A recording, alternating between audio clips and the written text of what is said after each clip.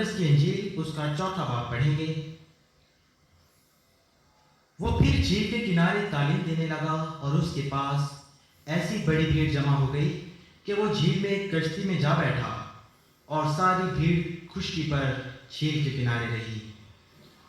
और वो उनको तमसीलों में बहुत सी बातें सिखाने लगा और अपनी तालीम में उनसे कहा, सुनो, देखो एक बोने वाला बीज बोने निकला और बोते वक्त यूं हुआ कि कुछ राह के किनारे गिरा और परिंदों ने आकर उसे चुग लिया, और कुछ पथरीली जमीन पर गिरा जहां उसे बहुत मिट्टी न मिली और गहरी मिट्टी न मिलने के सबब से जल्द उगाया, और जब सूरज निकला तो जल गया और जड़ न होने के सबब से सूख गया। और कुछ झाड़ियों में गिरा और झाड़ियों ने बढ़कर उसे दबा लिया और वो फल न लाया। और कुछ अच्छी जमीन में गिरा और वो उगा और बढ़कर फला, और कोई 30 गुना, कोई 60 गुना, कोई 100 गुना फल लाया। फिर उसने कहा, जिसके सुनने के कान हों वो सुन ले। जब वो अकेला रह गया तो उसके साथियों ने उन 12 समेत उससे इन तमसीलों की बाबत पूछा।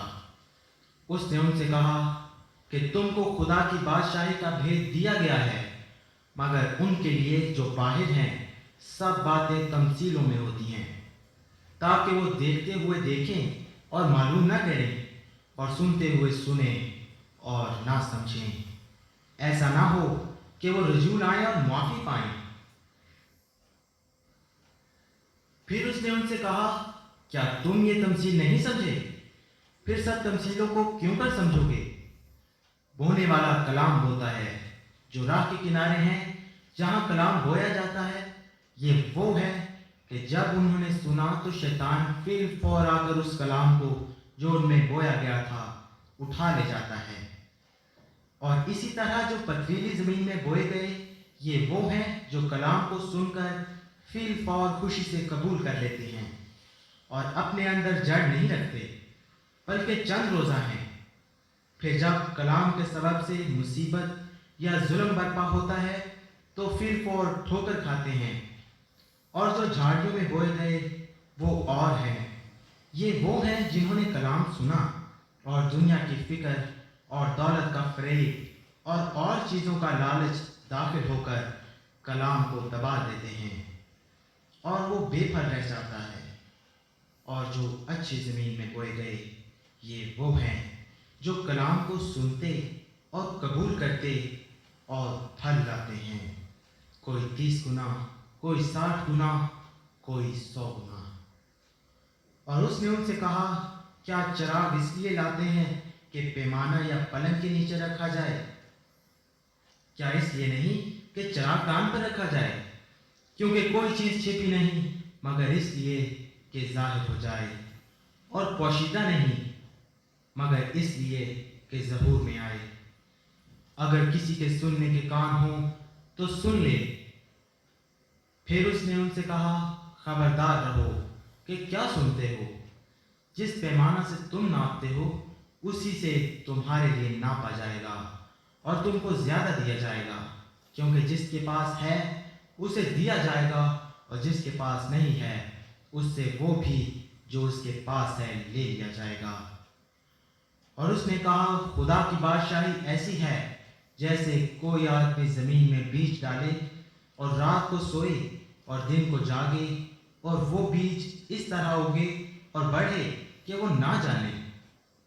ज़मीन आप से आप फल लाती है, पहले पत्ती, फिर फिर बालों में तैयार दाने। फिर जब अनाज पक चुका तो वो फिर फौर दरांती लगाता है, क्योंकि काटने का वक्त आ पहुंचा।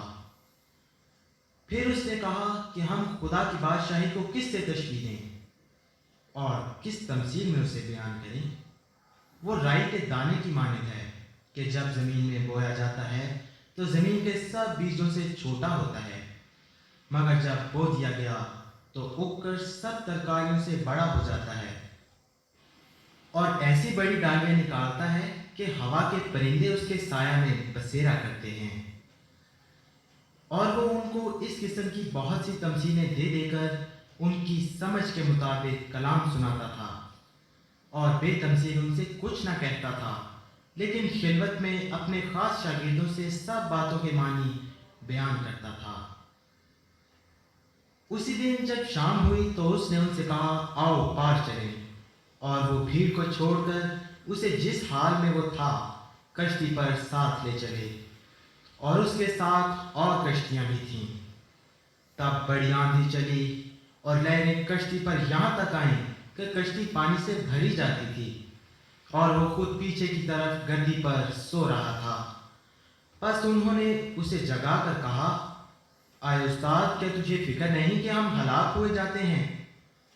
اس نے اٹھ کر ہوا کو ڈانٹا اور پانی سے کہا، ساکت ہو، تھم جا۔ بس ہوا بند ہو گئی اور بڑا امن ہو گیا۔ پھر اس نے کہا، تم کیوں ڈرتے ہو؟ اب تک ایمان نہیں رکھتے؟ اور وہ نہایت ڈر گئے اور آپس میں کہنے لگے، یہ کون ہے کہ ہوا اور پانی بھی اس کا حکم مانتے ہیں؟ مرکز کی انجیل کا چوتھا باب یہاں ختم ہوا۔